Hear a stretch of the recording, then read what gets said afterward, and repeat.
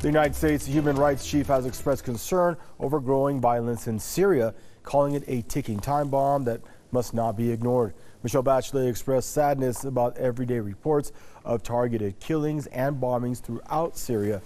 Bachelet said the reports mention that many attacks take place in populated areas.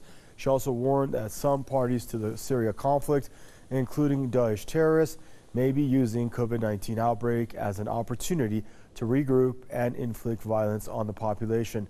She also echoed calls by the UN Secretary General for a global ceasefire to fight the coronavirus pandemic.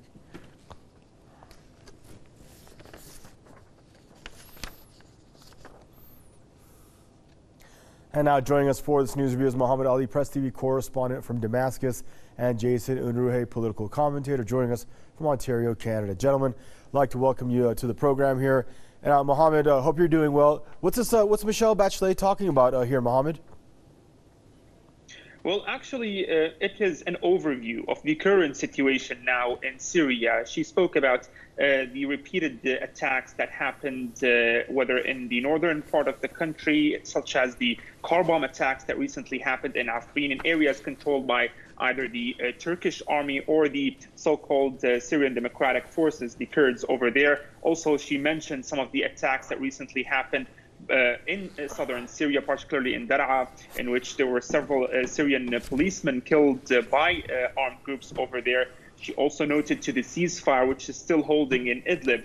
But surprisingly, despite the fact that she did actually, the UN High Commissioner for Human Rights, she did express concern over the current situation and the violence in Syria, and urged all those continuing to fight to step back.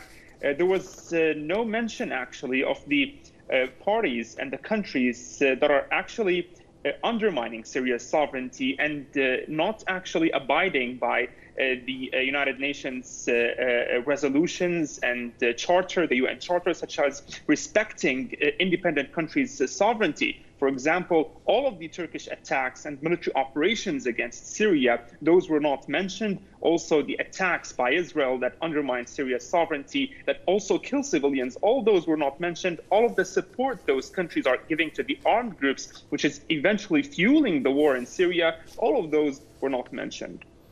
Thank you, Mohammed. And Jason, I'd like to welcome you to the program. Your initial thoughts on this? Well, I mean, it's very obvious that the majority of these attacks are going to take place in areas that are currently being destabilized by imperialist powers. Of course, the more chaos you have, the more this type of thing is going to happen.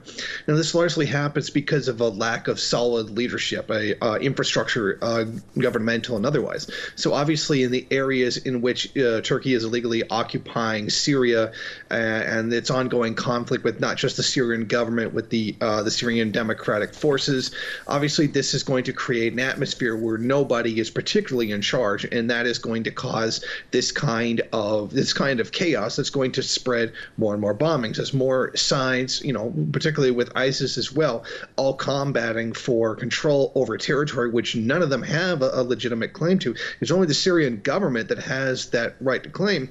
Then there's obviously going to be more violence, and the more violence there is, the less stability there is. The less stability there is, the more perhaps COVID-19 is going to spread throughout the area, and there's going to be a lack of medical resources or a coordinated medical effort in order to deal with it because of that chaos. The situation that we're looking at is primarily almost completely exclusively responsible, should be laid at the feet of the imperialist powers who stuck their nose into this situation to begin with.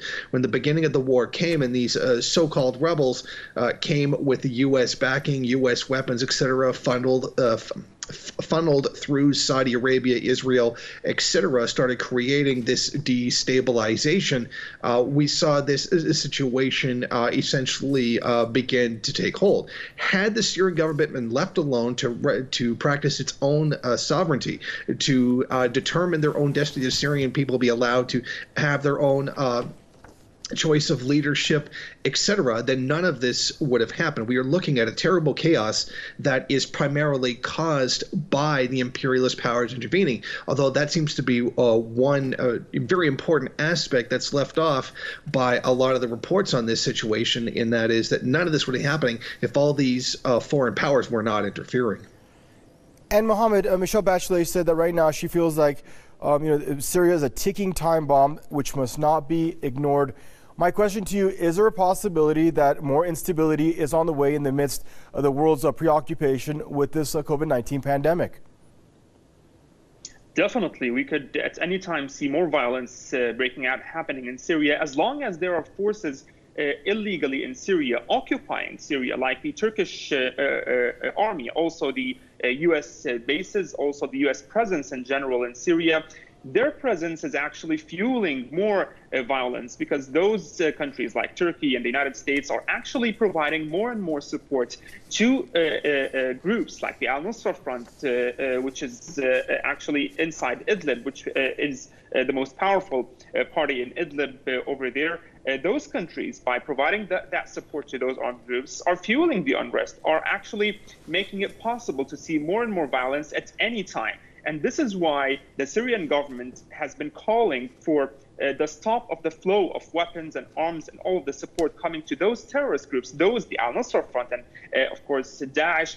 Those are terrorist groups in accordance with the UN, with the acknowledgement of the UN. And those countries like Turkey and the United States continues to support them openly. And the UN is actually unable to enforce its perhaps resolutions or charter or make those countries abide with its charter, because at the end of the day, the United Nations has this task of preserving international peace and security. And every time there was an attack by whether Israel or the US-led coalition, the Syrian government and the foreign ministry sends letters to the United Nations Security Council reminding it and calling it on carrying out its role in preserving international peace and security and punishing those countries, trying to prevent them from continuing such support to those armed groups. But at the end of the day, it is only concern that we hear from the United Nations, because it is eventually unable to force those countries to get out from Syria, despite the fact that those countries are illegally in Syria and they are just occupying parts of the country.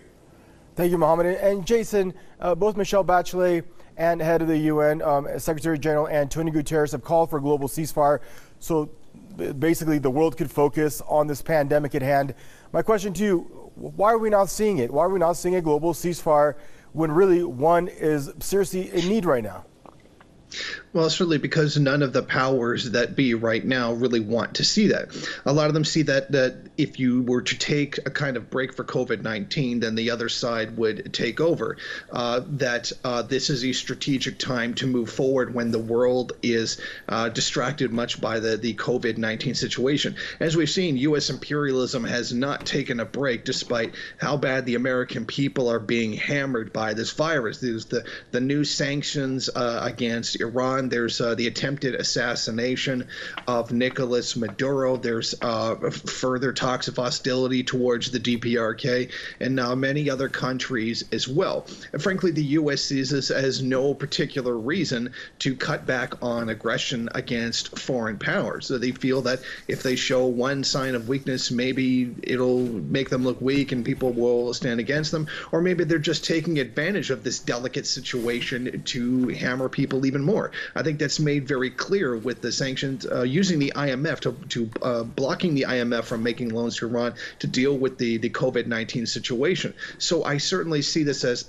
these particular powers, the United States, Turkey, etc., are going to use this moment of weakness that everybody's going through to try to take advantage of the situation. Gentlemen, I want to thank you both for joining us on the program and your respective perspectives on this. Mohammed Ali for Damascus and Jason Unruhe there joining us from Ontario, Canada. And viewers, thank you for tuning in to PressTV's News Review program, and bye-bye for now.